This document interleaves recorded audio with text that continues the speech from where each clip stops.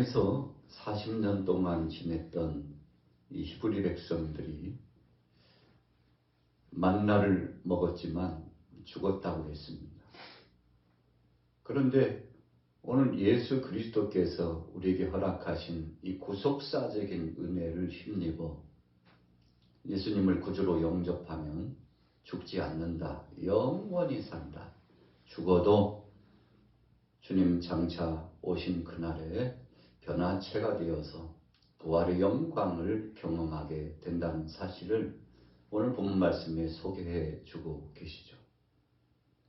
그래서 예수님을 구주로 영접한다는 것은 주님의 살을 먹고 피를 마시는 것과 같다고 했습니다. 너무 중요한 것이죠. 우리가 일상을 살아가고 신앙생활하면서 모토와 같이 깊은 뿌리와 같이 너무 중요하기 때문에 이런 믿음에 대해서 이런 신앙에 대해서 정립하는 사람만이 구원의 반열 속에 믿음 있는 증거를 받아 구원의 반열 속에 속하고 사탄이 와서 아무리 흔들려고 해도 그 속에 반석 같은 믿음이 있으므로 흔들리지 않는 것이죠. 세상 사람을 의지하거나 어떤 사상을 의지하고 어떤 논제를 의지해가지고 혹은 세상의 세풍을 의지해서 그것이 참 좋은 것이고 그렇게 하는 것이 유익이고 그것이 진리인 줄로 착각하여 의지했다가 참 마치 썩어진 그 썩은 동아줄을 붙잡았다가 뚝 끊어지면 아니 이게 웬일이야. 의지의 대상인 줄 알았는데 의지할 거 못 되네 이렇게 생각하는 것처럼 우리는 종종 붙잡아서는 안 될 것을 붙잡을 때가 굉장히 많지 않습니까? 그것은 바로 본질적인 것이 아니라 허상입니다. 하나님이 주신 은혜의 선물이 아니라 세상에 썩어질 것입니다. 그런데 우리가 삶을 살아가다 보면 정말 유익하지 않고 무익한 것, 영원하지 않고 일시적인 것, 세상의 아침 이슬처럼 안개처럼 사라져버리고 바람처럼 사라져버릴 것에 너무나 우리가 창념을 갖고 그것에 마음을 쓰다가 본질적으로 가장 귀한 것을 상실할 때가 많죠. 그래서 오늘 아침에도 나오신 여러분들과 저는 예수 그리스도의 중심으로 생명의 떡이신 예수 안에서 영생의 사실을 기억하고 본질적인 그 의미를 가지고 사역을 진행하면 우리의 속에는 마치 보화가 담기는 것처럼 차곡차곡 정말 아름답고 복된 것들이 가득해서 마치 옷을 둘둘 털면 먼지가 나잖아요. 그러나 우리 크리스찬들 믿음의 사람들을 툭 하고 치면은 이 속에서 예수 그리스도의 향취가 드러나고 예수님은 살아계신 하나님 아들이실 뿐만 아니라 성령으로 내 안에 임재하셔서 나와 동행하시는 분이므로 나는 외롭거나 쓸쓸하거나 고독하지 않고 세상 것 때문에 좌지우지하고 흔들리지 않고 세상의 마음을 빼앗겨서 살지 않고 하늘에 신령한 것과 장차올 하나님 나라를 대망하면서 믿음으로 사는 자가 된다는 증거를 보여주게 되는 것이죠. 그래서 사도행전 1장 8절 9절에 보면 오직 너에게 성령이 임하시면 너희가 권능을 받고 예루살렘과 온 유대와 사마리아 땅 끝까지 이르러 내 증인이 되리라 그랬어요. 성령이 임하면 다른 증거가 아니라 우선적으로 나타나는 것이 예수님을 증거하는 증인이 된다는 겁니다. 여러분 그래서 우리가 늘 매일처럼 하루에 3끼 양식을 먹는 것처럼 말씀을 늘 상고하고 요한 사도가 그랬잖아요. 예수님을 어떻게 표현할까? 그분은 하나님이신데 로고스라고 하죠. 로고스. 말씀 자체이시지.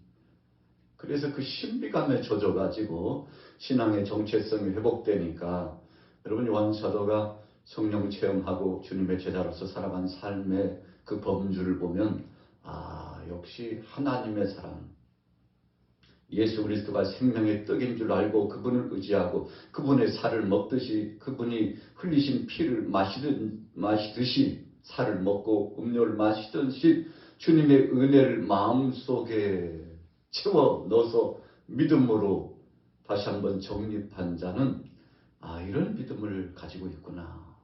이런 삶을 사는 것이구나. 우리가 생각해 볼 수 있죠. 그래서 그런 한평생 복음 붙잡고 예수가 그리스도라는 사실을 증거했습니다. 참 귀한 사역이죠. 누가 뭐라고 하든지 흔들리지 않고 교회 중심, 하나님 말씀 중심, 예수님 중심, 사랑하는 교우들과의 관계를 끊지 않고 잃지 않고 늘 주님 은혜에 감사하면서 살아갔는데 얼마나 환난과 핍박이 극심했든지 이런 정도의 삶, 진리의 삶을 사는 요한사도를 죽이고자 도모했던 자들이 한둘이 아니었죠. 마침내 그가 참 극형에 처해지는 고난의 쓴잔의 순간이 다가왔죠. 기름가마에 던져져 가지고 온몸에 타고 녹아버려서 죽어야 되는 참 이런 상황이었는데 하나님이 보호하사 기름가마에 던졌는데도 그가 죽지 않고 살았어요. 이 차명을 취하는 자들이 깜짝 놀랐죠. 하늘의 뜻이 있다는 거죠. 하나님의 계획하심이 있다는 거죠. 불신앙적으로 하나님을 앙망하지 않고 세상 것을 붙잡는 사람들도 이 하나님, 하늘에 계신 전능하신 하나님, 그분이 행하시는 뭔가 뜻이 계시다. 그래서 그가 결국은 밤모섬에 유배돼 가지고 오랜 동안 제한적인 삶을 살았습니다만 하나님께서 사명자는 죽지 않는다는 아주 핵심적인 이 모토 포인트와 같은 줄거리를 요한사도를 통해서 보여주셨잖아요. 그래서 저는 어느 상황이든지 주님의 은혜를 사모하고 주님 앞에 영광 돌리고자 소원했는데 그때 밤모섬에서 유배에 당했던 요한사도가 신령한 세계를 영적으로 보는 겁니다. 환상이 열려져요. 그래서 교회 시대에 대한 아주 중추적인 역사를 주님께서 직접 임재하셔서 말씀해 주시고 그렇게 계시해 주시는데 바로 그 책이 요한계시록의 말씀 아니겠습니까? 여러분, 그래서 사명자는 사명이 있다면 죽지 않고 우리 그리스도인들은 어디를 가든지 내가 복음 붙잡은 진리의 이 사수하는 천병으로서 군대로서 믿음의 사람이라고 생각하면 정말 든든한 믿음을 갖고 흔들리지 않고 살아가는 거 아니겠습니까? 그래서 오늘 아침에도 여러분들이 기도처에 나와서 함께 기도하는 이유가 무엇입니까? 눈을 비비고 참 불편하고 피곤이 상접한 몸을 이겨내고 혹 어떤 사람들은 가정에서라도 일어나가지고 예배당에 나오지 못하지만 인터넷 방송을 통해서라도 채널 열고 귀한 말씀을 지금 들으면서 함께 기도하는 마음을 모으는 이유가 무엇일까요? 자, 이런 마음이죠. 예수님의 살을 나는 먹었고 그 피를 마신 자로서 생명의 떡이 내 속에 들어왔으니 영생의 그 증거가 역동적으로 우리 자신들을 움직이는 겁니다. 여러분, 그래서 인간적으로 체면 때문에 어쩔 수 없이 양 목사님 보기도 그렇고 우리 장로님 보기도 그렇고 권사님들 면 보기도 그러니까 체면 유지해서라도 좀 잘 보여야 되겠다고 종종 발걸음을 재촉하는 사람하고 하나님은 살아계시는데 그분은 보든지 않든지 내 삶의 일거수일투족을 다 감찰해 보고 계시고 2000년 전에 십자가상에서 나를 위하여 처절하게 고통을 당하시고 살해 지키시고 물과 피를 흘리시면서 죽으셨는데 그 은혜가 얼마나 감사한지 그 은혜가 생각할 적마다 사무쳐 오고 그래서 찬송 중에도 십자가 그늘 밑에 쉰다고 그러지 않습니까? 주님의 십자가의 은혜만 생각하면 정말 힘겹고 포기하고 싶고 내가 꼭 이렇게 살아야 되나 이런 사역을 진행해야 되나 하는 그런 마음속에서도 갑자기 어디서부터 내려왔는지 성령께서 은혜를 주셔가지고 삶의 목적이 분명하다고 하나님의 뜻이 계시다고 한 생명이 천하보다도 귀하다고 우리에게 주신 시간의 분량 이 시간의 분량은 제한적이라고 신속하게 지나가니 초놈을 아껴서 믿음으로 살아야 되지 않겠냐고. 여러분, 그래서 이 마음속에 요동치면서 우리의 지각적인 이 정수리에서부터 이 발끝까지 지각, 감각, 후각, 이로 말할 수 없는 여러 가지 감각 체계뿐만 아니라 영적으로 하나님의 은혜를 다시 한번 체득할 수 있는 이 모든 문들을 활짝 열어주셔가지고 우리로 하여금 깨닫게 하고 또 감사하게 하고 찬양하고 경배하게 하고 솔선수범해서 긍정적으로 믿음으로 감사하고 봉사하게 하고. 여러분, 그래서 초대교회 사랑하는 성도들이 오순절날 마가다락방에서 성령 체험하고 교회에 모이기 시작했는데 서로 자기 것을 나누면서 내 것을 내 것이라고 생각하지 않고 내 것이 어디 있냐고, 이것은 주님이 피로 값지셔서 내 영혼과 육체를 새로 값지게 사주셨을 뿐만 아니라 내 삶의 반경 전부를 주님이 은혜로 다 주신 것이라고. 여러분, 그래서 이 소유의 개념이 바뀝니다. 삶의 가치가 바뀝니다. 살아가는 목적도 방향도 다릅니다. 그래서 믿음 있는 사람은 말이 달라요. 생각도 다릅니다. 삶이 달라요.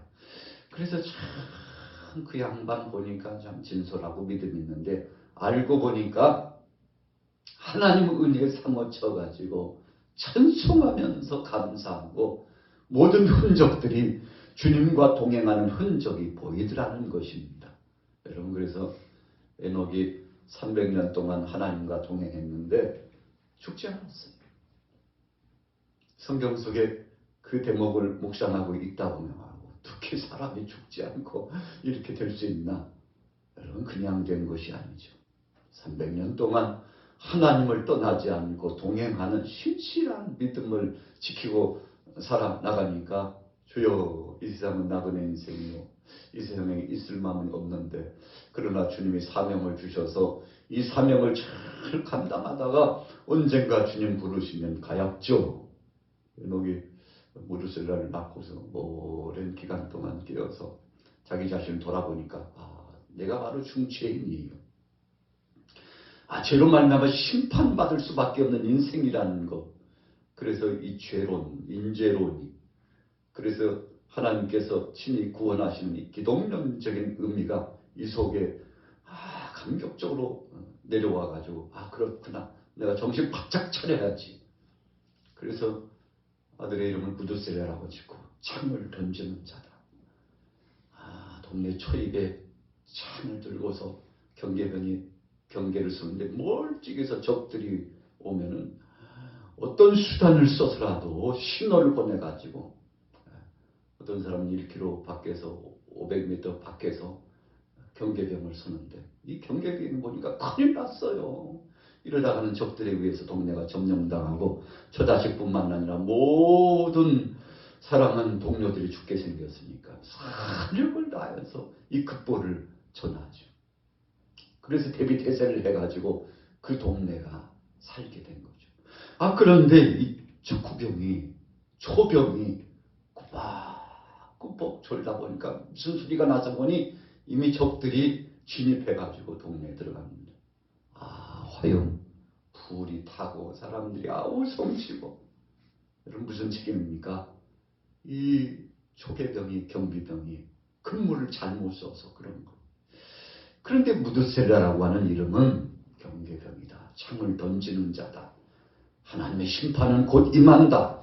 그러니 정신을 바짝 차리고 근신하고 깨어서 믿음을 지켜야 된다. 이런 은혜의 속성이 그 이름의 뜻에 있기 때문에요. 에녹이 정신을 바짝 차리고 하나님께서 선물로 그 아들을 주신 이후부터 깨어나가지고 그래, 하나님이 내게 영적 계시를 줬는데 세상 사람들을 향하여서 곧 하나님의 심판이 있다는 메시지를 전하라고 하시니, 여러분, 그래서 에녹이 그냥 삶을 사는 것이 아닙니다.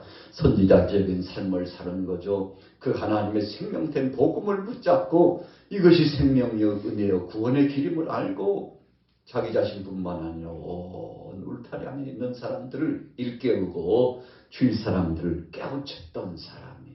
그러니까 하나님께서 그를 데려가셔서 죽음을 보지 않고, 이게 무슨 표입니까? 믿음으로 가진 자는 영원히 죽지 않는다는 영적인 그림자와 같은 표를 선물로 주시는 거 아니겠습니까? 엘리사가 엘리야 선생님을 보니까 참 기가 막힌 분이에요. 그 일거수일투족을 보니까, 야, 저런 믿음이 있다면, 야, 하나님과 늘 상면하고 영적인 교통을 하고, 저렇게 내게 또 다른 진리 안에서 가르침도 주고, 야, 저런 믿음 본받고 싶다. 그래서 하나님께서 그 스승을 부를 날이 가까웠다는 것을 알고서 선생님이 주시는 말씀이 범상치가 않아요. 이제 곧 선생님께서 하나님의 부름을 받을 것이라는 것을 직감했어요. 야야야, 너 나 따라오면 안 돼. 여기 있으라니까. 그럼에도 불구하고 사모하는 마음을 가지고서 계속 쫓아가지 않습니까? 그래서 엘리사가 받은 선물이 뭡니까? 갑절의 영감이 있기를 소원했는데, 이것은 내가 너에게 줄 몫이 아니야. 하나님이 주시는 건데, 하나님께서 나를 데려가시는 것을 네가 목도에 본다면 그것은 하나님께서 너에게 허락하신 표니 하나님이 주시겠지. 참 엘리야가요, 대단한 사람입니다. 자신이 하나님의 능력을 경험하고 사역을 진행했지만 이 모든 것이 내 속에서 발동하는 것이 아니고 하나님께로부터 내려왔다는 신앙 고백을 엘리사에게 하는 겁니다. 엘리사, 정신 바짝 차려. 네가 사는 시대는 더 험악한 시대요, 더 암울한 시대요, 사악한 원수마귀 권세들이 진을 치는 시대인데 정신 바짝 차리지 않으면 믿음을 유지할 수 없다. 이 영적인, 이 자각적인 은혜 말씀을 듣고서 정신 바짝 차리는데, 갑절의 영감을 받았던 엘리사가 그 스승이 죽음을 맛보지 않고 승천하는 것을 목도에 보게 되지 않습니까? 여러분, 이것은 누구나 경험할 수 있는 것이 아닙니다. 믿음을 가진 자만 경험할 수 있습니다.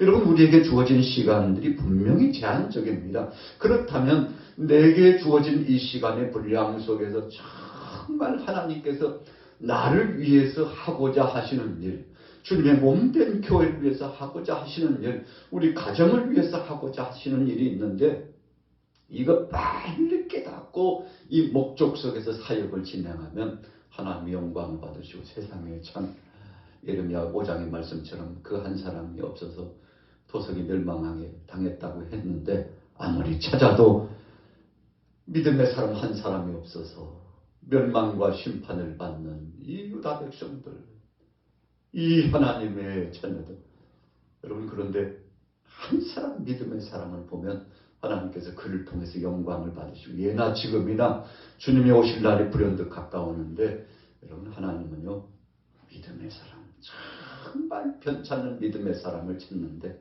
오늘 예수님께서 제자들에게 주신 말씀, 생명의 떡이다. 나만 바라보고 나만 믿고 의지하면 정말 소망 중에 복된 것을 경험한다고, 영생의 은혜의 산실이 있다고. 그러니까 이 생명의 떡 자체인 이 그리스도를 나가서 전하라고, 내가 너희를 부른 바로 증거적인 이유가 그것이라고 지금 알려주시는 거잖아요. 오늘 여러분들이 오늘 하루를 살아가면서도 내가 바로 그 주인공이 되고 싶다, 이런 소원을 품으면 그 즉시 성령님이 역사하시기 시작합니다. 여러분, 그래서 우리가 마음을 먹고 주님 앞에서 결정하고, 주여 나를 보내시옵소서, 써주옵소서 하면 나도 모르는 사이에 영적인 능력과 권능이 신령하게 임하기 시작하는데, 여러분, 그때부터는 고민 끝납니다. 여러분, 그때부터는 하나님이, 처음에는 내 발걸음으로 내가 하는 것 같았지만 어느 정도 진입하게 되면 이게 웬일이야, 하나님께서 성령으로 이끌어 가시는데 참 감사한 것이죠. 오늘 아침에도 기도하시다가 이런 은혜를 경험하시게 되시기를 예수님의 이름으로 축원합니다.